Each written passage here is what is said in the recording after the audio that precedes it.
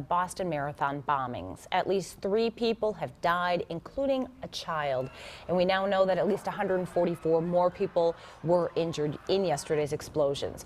Federal authorities calling the bombings a terrorist attack, but they have not yet determined that the threat, whether it was foreign or domestic. Now, as the bombing investigation widens, federal authorities scrambling to find out, of course, who is responsible. Let's go to Doug Luzader now for more in Washington. Good morning, Doug. Good morning. Well, federal investigators are facing a massive scene with multiple devices. There may already be some early leads, though. Oh, my God. Just hours after the explosion, as the death toll continued to mount, investigators just outside of Boston searched an apartment. And there are several reports of a so-called person of interest, a young Saudi national. But investigators have been quick to say that there are no suspects. President Obama, meantime, promised action. And we will find out who did this. We'll find out why they did this. Any responsible individuals, any responsible groups will feel the full weight of justice.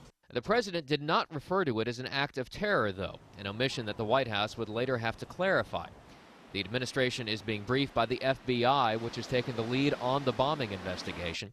Beyond the 2 devices that exploded just about a block apart from one another near the finish line, there are additional reports of other devices that did not explode, which could offer investigators a wealth of information.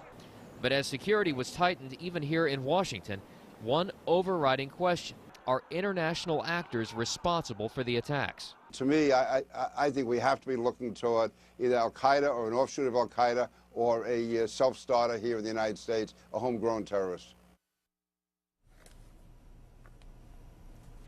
And later this morning, representatives from the National Counterterrorism Center will be briefing some members of Congress to give them an idea of where the investigation stands now. Back to you guys. Okay, Doug Luzader live in Washington with the latest on the Boston bombings. All right, just before 6 on this Tuesday morning, it was nice yesterday. Yeah. I mean, it would have been nice to see the sun, but it got warm. Yeah, definitely. 62, that was the official high yesterday. Yeah. Not too shabby, well above average. Today, we're not going to get quite that warm, but we'll be in the 50s, which is pretty seasonal for this time of the year. So let's go ahead and start things off.